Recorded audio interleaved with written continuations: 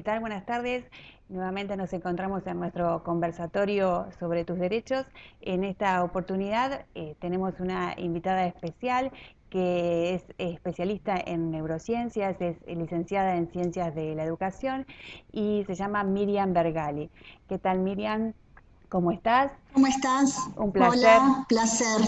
Placer contar con vos y bueno, y con toda tu experiencia acerca de este tema tan interesante que por supuesto está en auge, ¿no? Últimamente vemos eh, muchas noticias, muchos cursos, muchas cuestiones que hablan de neurociencia, pero en realidad sería bueno como profundizar y saber si hay una relación o no con nuestra vida cotidiana, con nuestra área que es el derecho. Y bueno, para eso justamente te invitamos como para que nos aclares todas esas cuestiones y que por supuesto desde ya serán muy interesantes. Así que si te parece, arrancamos sobre todo, bueno, ¿qué es la neurociencia, no? O sea, en esta vorágine que nos encontramos, en esta pandemia, con el COVID-19, bueno, y atravesamos esta cuestión que a lo mejor a veces este, toca muchos de los temas que nos están pasando y por eso sería interesante escucharte, sobre todo sobre una definición de qué es la neurociencia y cómo llegás vos, ¿no? a estudiar este tema y hacerte especialista de este tema. Bueno, muchas gracias, Nati. Realmente un honor de que me hayan invitado. Bueno, voy a comenzar. En realidad, la investigación, las investigaciones que comienzo a hacer en neurociencia o mi perfeccionamiento, data más de 23 años más o menos. Y en realidad tiene que ver con ciertas cuestiones que voy visibilizando desde mi profesión de la docencia. Eh, y bueno, en sí tenemos que pensar que las neurociencias es realmente una posibilidad de acercamiento al otro. Vos decías muy bien, Nati, hace un ratito, que bueno, había una vorágine con relación al tema. Sí, justamente, y esa es una de las cuestiones que más me preocupa, porque se ha estado comercializando, no sé, cualquiera está trabajando en esto, y me parece que muchas veces se mercantiliza lo que realmente es científico, ¿no?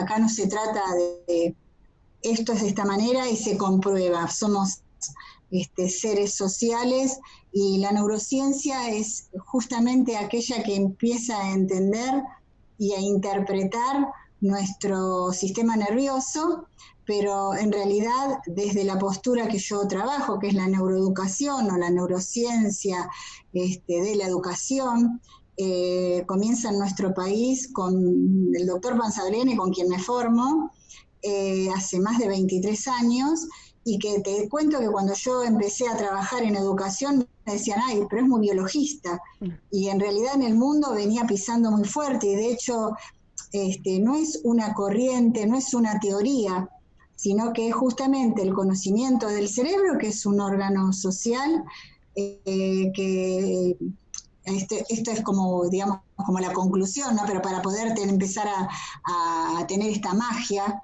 que cuando empezás a interpretar y conocer el cerebro no te desprendes más porque es parte de tu vida, porque sos eso, junto con otras cosas, ¿no? Eh, Justamente la neurociencia es eh, la interpretación, el conocimiento, pero nosotros lo vamos a abocar desde esta condición humana, ¿no? Cómo realmente el otro, que puede ser un estímulo, va modificando irreversiblemente nuestra estructura cerebral.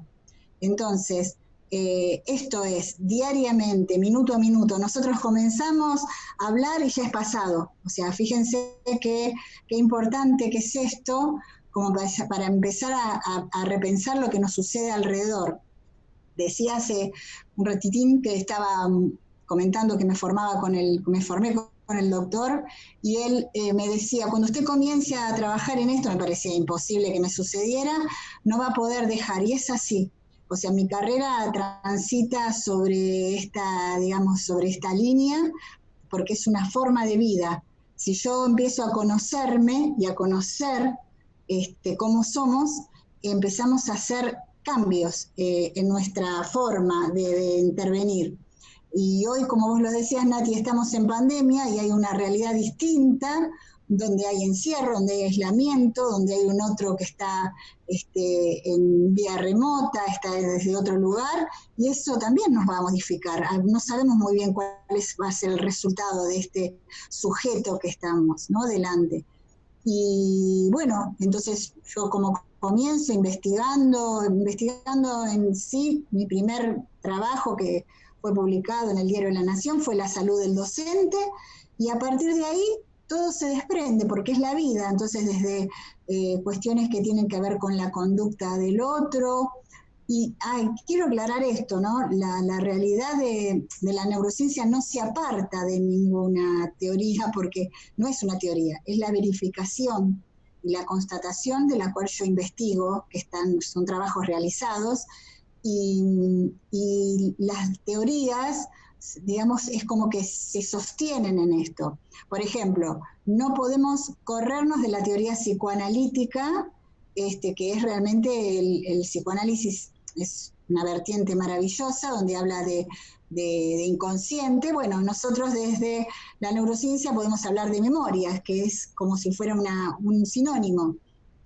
O sea, esto es toda experiencia, todo recuerdo, toda situación se enmarca en un lugar, vaya a saber dónde, en qué momento, porque no nos vamos a hacer escáner cerebral continuamente, en nuestro cerebro. Y bueno, eso es lo importante de empezar a pensar que tenemos una genética que no nos determina. Eso es muy importante, y eso, por eso hablaba de las investigaciones, ¿no? De escuchar a quienes realmente saben en neurociencia. No nos determinan la genética, sí nos pueden,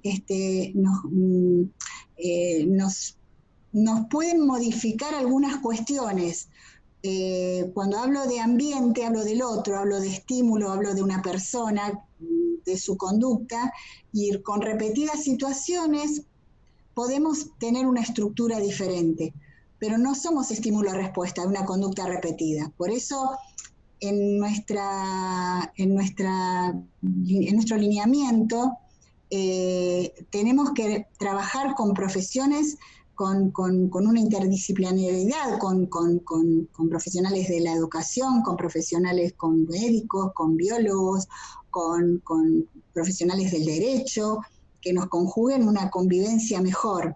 Empezar a repensar qué suceden con algunas cosas, como por ejemplo la violencia, las adicciones, o sea, por eso digo, comienzo con la educación, y en realidad la educación converge a todo. Yo creo que los pilares de nuestra vida, digamos, como las bases en el sujeto, está dado desde la educación y la salud. De ahí se desprende todo. Es mi postura, ¿no? Claro, claro. No, y por eso, ¿y cómo se relaciona entonces la neurociencia con la educación, pero en general, la educación quizás no en el aula, sino la educación en general? Claro. ¿Cómo la podríamos relacionar? O sea, ¿cuál es el Y aporte? claro, porque en realidad yo cuando trabajamos la educación, no es solamente la educación formal, como vos decías, desde el aula, sino la educación desde el ser que comienza a aprender a querer y a interpretar. Por ejemplo, digo, ¿no? Nosotros tenemos una diplomatura en neuroeducación donde estamos entendiendo que los bebés ya nacen con un dispositivo como para poder hacer conexiones matemáticas, ¿no? Y eso es maravilloso. No tiene más de 2 años esta investigación, que destraba cualquier otra realidad con relación a la educación. Pero en realidad nosotros tenemos que pensar que la educación es la de la persona que está, no sé, succionando la teta de la mamá, y cómo el otro está amándolo, el concepto de violencia, como si existe, si tiene las necesidades básicas, que eso también es parte de su educabilidad. Y eso va a generar la conducta posterior. Esto no significa que una persona que no tenga las condiciones básicas vaya a ser, digamos, que delinca, ¿no? Pero sí hay cierta probabilidad. ¿Por qué? Porque hay una enseñanza, por ejemplo, si está inserto en un ámbito de violencia, hay cierta posibilidad de repitencia, pero va a tener seguramente su capacidad de resiliencia que va a estar dada quizás por experiencias positivas, qué sé yo, de otro, de un maestro, de alguien que lo conozca, de alguien que lo ame, ¿se entiende? Por eso es tan importante desde el trabajo de la educabilidad a la prevención, pero la educabilidad implica también normas, implica saber la aceptación, implica conjugar esto de ser, de elegir. Hay algo que se trabaja muchísimo en la neurociencia en todas las ramas, que es la toma de decisiones. La toma de decisiones, ustedes saben muy bien que es cualquiera puede ser, desde qué me voy a poner hoy para encontrarme con ustedes, hasta qué trabajo elijo, una pareja, si estudio o no estudio, o no sé, todo. Todas las tomas de decisiones tienen un grado diferente. Bueno, esa toma de decisiones corresponde a algo que se llama funciones ejecutivas. Las funciones ejecutivas están dadas en una zona prefrontal, que es esta que está cerca de la frente. Hay investigaciones que datan con verificación, ¿no?, de imágenes y de trabajo de investigación de muchos años, que está determinado por ciertas, contexturas, digamos, cerebrales. Y eso se va formando de acuerdo a las experiencias. Entonces, por eso es tan importante elegir lo que nosotros llamamos que es la toma de decisiones, que esté determinado por las buenas experiencias, por el trabajo preventivo, porque siempre haya alguien que pueda estar acompañándonos. Y eso también se enseña. O sea, tenemos que enseñar, digo esto porque, por ejemplo, uno de los proyectos que tengo en el municipio de Ituzaingó, trabajo con los padres y con los docentes en neurociencias. A los niños los dejamos tranquilos, son para los jardines de infantes y maternales del municipio. Es el primer proyecto público. En realidad no vamos a condicionar a los chicos, lo que vamos a enseñar a los padres y a los docentes, bueno, desde las didácticas a los docentes y a los padres, con relación a qué sucede cuando yo, no sé, desestimo la palabra del otro. No importa que tenga 2 años, o no importe lo que sucede con cierta respuesta, o minimizo, por ejemplo, el problema, en la edad que tenga, sea 1 año, 5 o 20.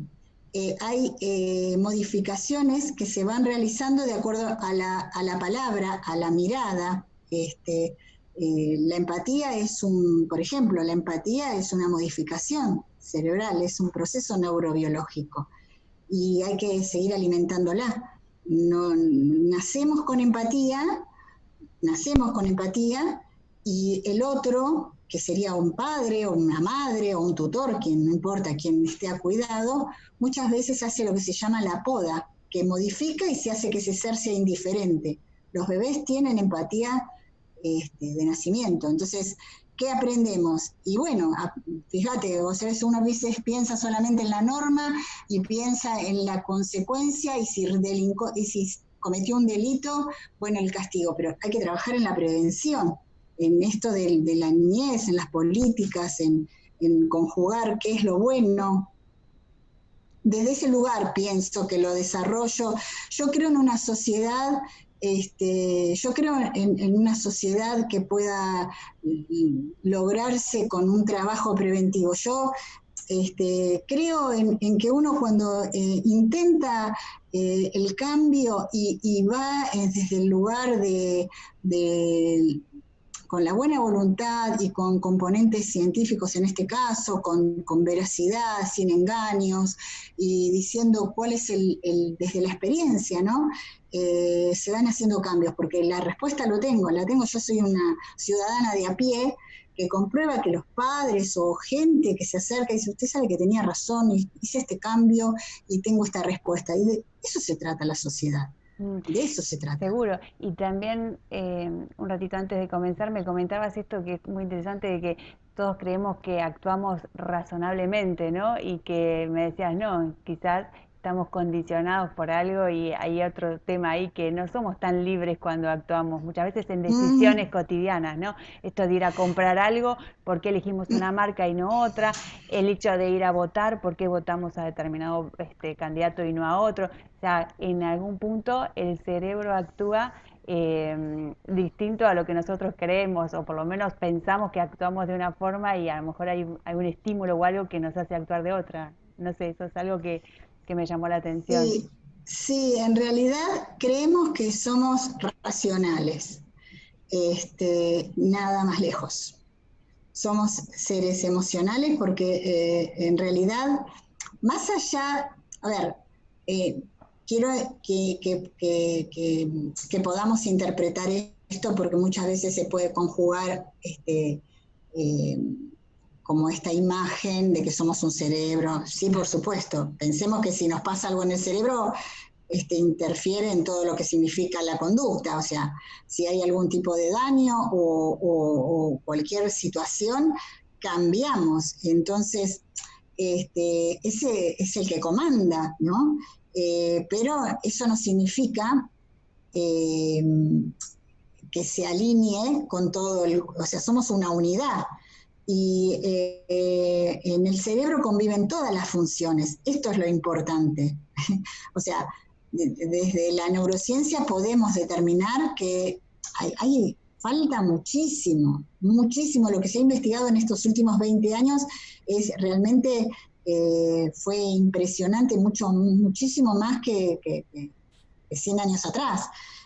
Los últimos 20 años fue maravillosa la investigación sobre esto y de hecho hay un montón de investigaciones que se van cambiando. Entonces, sí sabemos que hay un sistema límbico, que es el sistema de la emoción, que es el que conjuga, digamos, las respuestas. De hecho, por ejemplo, no existe, como para que ustedes podamos escucharnos desde este lugar, pensarse, ¿no? De acuerdo a las experiencias que uno tiene, si yo les digo a ustedes, ¿qué recuerdan en lo que estaban haciendo el día que estalló las Torres Gemelas, por ejemplo? O cuando, no sé, cualquier momento especial, ¿no? A nivel mundial, ustedes se van a acordar. Ahora yo les digo, ¿qué hicieron el 31 de agosto del 2016? Salvo que sea el cumpleaños, no lo van a recordar. Bueno, esto tiene que ver con un enlace específico de la emoción y la memoria, porque por eso es tan importante siempre que la emoción en cualquier enseñanza sea positiva y beneficiosa, no negativa, que muchas veces se hace este mecanismo, digamos, como digo yo, perverso, ¿no? Para enseñar algo con el dolor, no nada que ver, no nada más tóxico. Yo en un ratito quiero decir todo, pero bueno, estoy tratando de sintetizar. Está muy bien, pero está muy bien. En realidad, por eso digo, no somos seres racionales, porque si fuéramos de esa manera, podríamos entender por qué hacemos algunas cosas que no tienen sentido. Y personas que están digamos, en este lineamiento conocen muy bien lo que los consumidores, ¿no? Cómo realmente los consumidores responden. No en vano, no sé, si hay una propaganda, una publicidad de café, ustedes fíjense que va a estar ensalzada con lo hermoso, lo cálido, el placer. De hecho, muchas veces se hacía lo mismo con el cigarrillo, el alcohol. Entonces, eso es justamente es impacto, y el impacto genera esa modificación, y cuando uno consume, cuando va a comprar, la respuesta es automática, no lo podemos pensar. Claro. Actuamos realmente por la imagen que vuelve, porque hay todo un proceso neurobiológico para eso. Por eso digo que es el mismo proceso que cuando nos sucede algo. El proceso es siempre el mismo. Entonces impacta, queda y lo retomo. Ahora, después hay algo que se llama la toma de decisiones que digo, no, pero no me conviene porque es muy caro, o no, realmente no es un buen candidato, tiene una cara hermosa y fíjense, esto es también importante, es como, es lo que se llama un coach, ¿no? Que se acompaña, es como la belleza sobre algo para parecer que es bueno. Hay muchas imágenes, muchos trabajos de investigación, de hecho, es uno de los últimos que di en la diplomatura, que mostrábamos una cara y pensaban, bueno, si ves esta cara, cuando salís de, no sé, de comprar algo, ¿qué pensás? Y determinadas rostros, y uno va a coincidir que el que no es agradable es el que me va a hacer mal. No, y eso es un estigma, ¿no? Esos son los sesgos que vamos creando por cuestiones culturales. Y eso hay que desandarlo, hay que trabajarlo. Por eso el trabajo con los niños, con los docentes, eh, es interesantísimo. Entonces, bueno, esto es, ¿no? Es un trabajo de construcción, digamos, como de venta, y lo compro. Las palabras que se van socializando con colores, hay todo un mecanismo, digamos, de neurobiológico que lo acepta y nos da sensación de placer y beneficio. De hecho, el circuito del consumo es el mismo, es de la recompensa, es el mismo de consumo de cualquier tipo de droga, es el mismo circuito del trabajo, ¿no? O sea, o de la solidaridad. O sea, me siento satisfecho y lo necesito.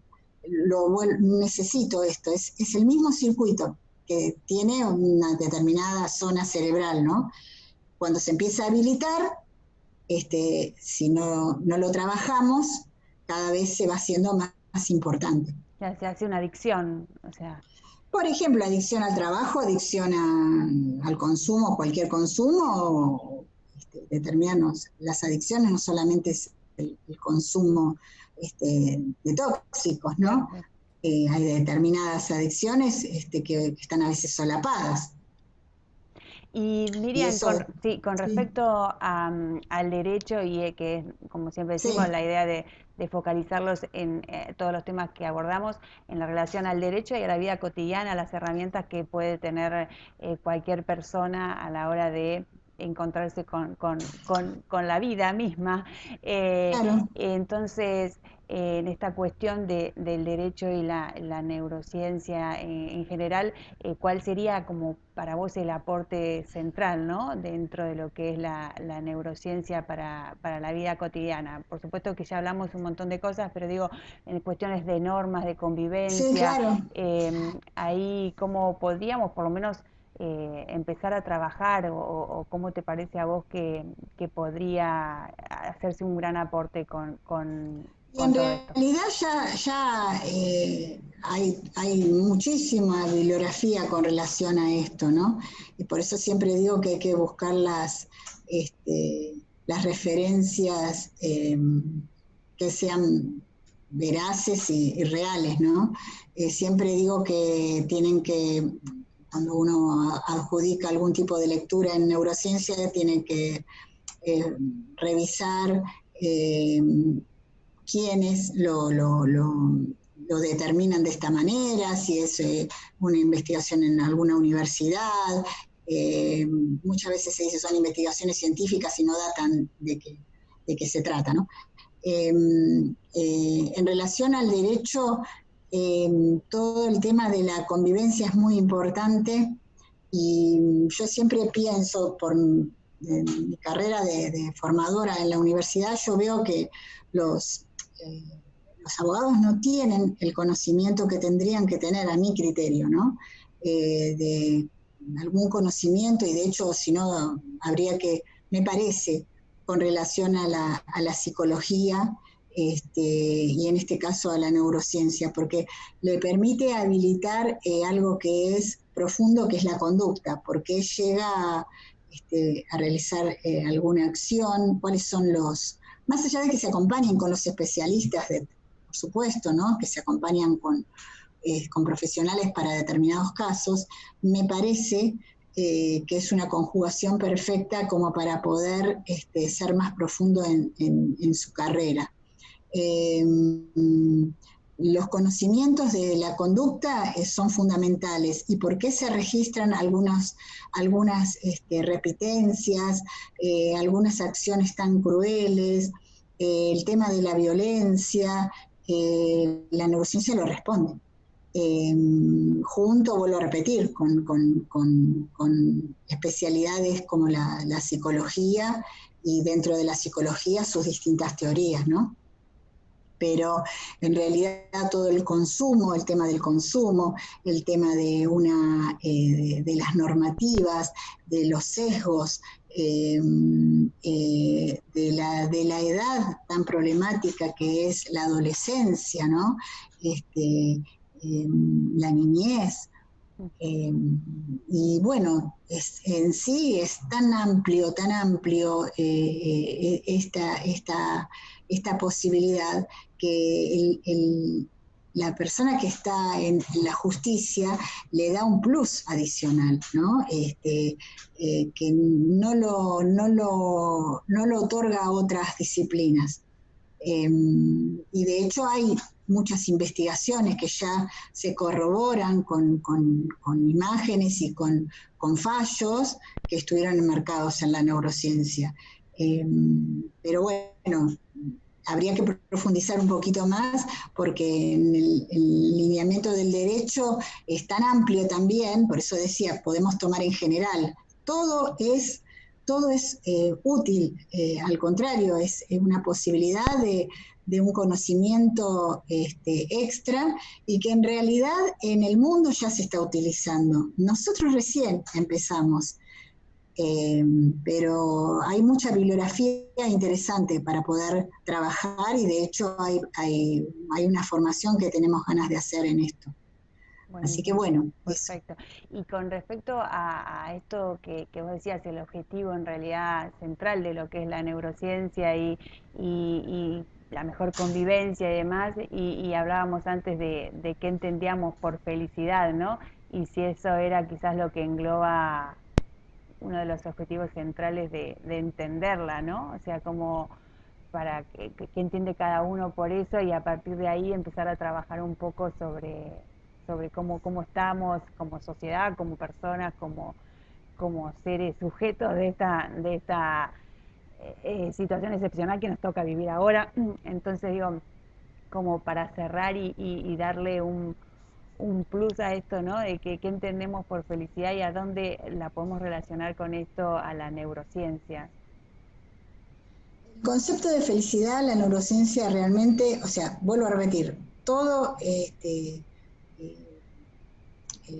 las respuestas están dadas desde las distintas disciplinas y teorías, ¿no? El abordaje de la felicidad es algo tan especial. Sí me parece importante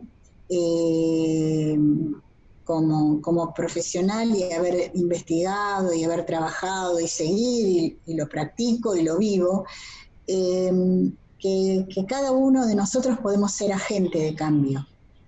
Entonces, teniendo el conocimiento por un lado, con respuestas certeras, donde se evidenció ciertas investigaciones y diciendo, bueno, ¿cómo lo aplico? ¿Cómo creo este ambiente desde mi lugar de trabajo, ¿no? Por ejemplo, desde mi vida.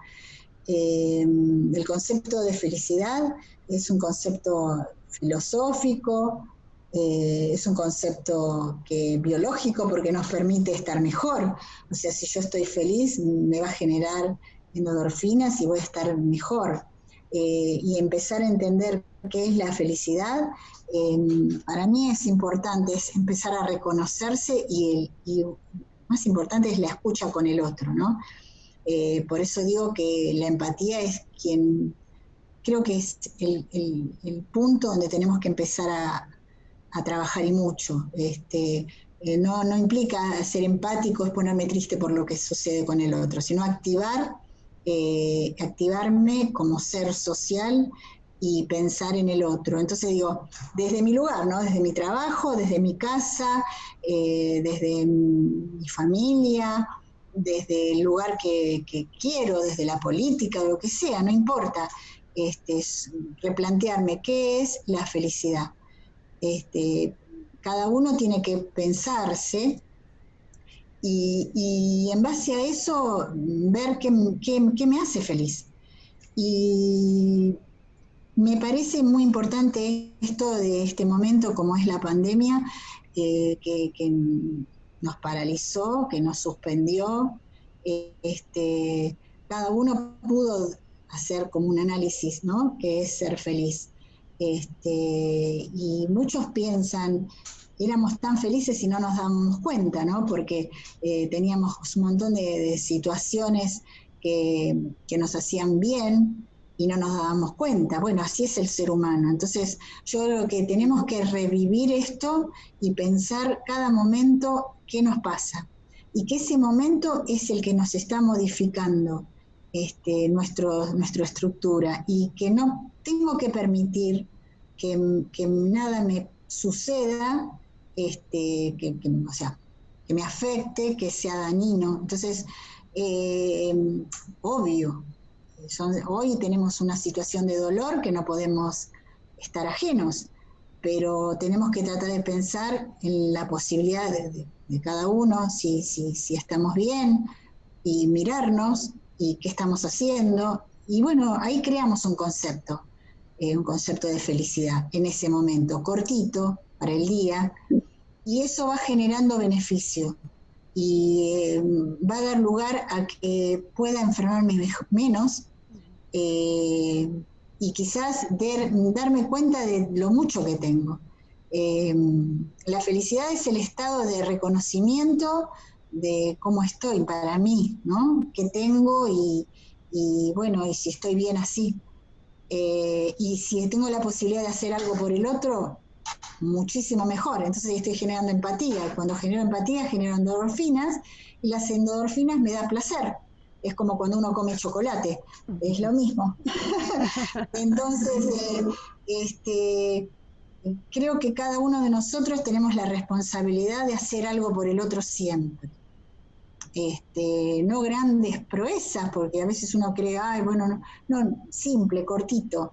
Y así vamos cambiando la sociedad. Desde mi lugar, yo trato de hacer esto, que es difundir los conocimientos que los viví, como siempre digo, desde el trabajo diario y desde la investigación muchos años, y puedo hablar de esto y compartirlo. Y entonces nosotros hacemos siempre un trabajo en la facultad que es esto que se llama el estilo de vida, ¿no?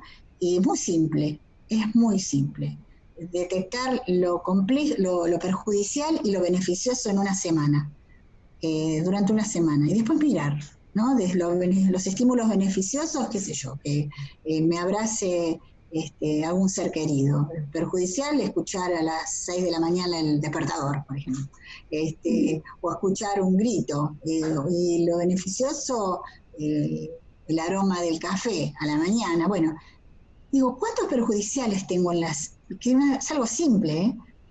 ¿Cuántos perjudiciales tengo en una semana? Bueno, estímulos, ¿no? ¿Puedo cambiar algunos? ¿Puedo correr algunos? ¿Puedo aumentar los beneficiosos? Y así voy haciendo un cambio.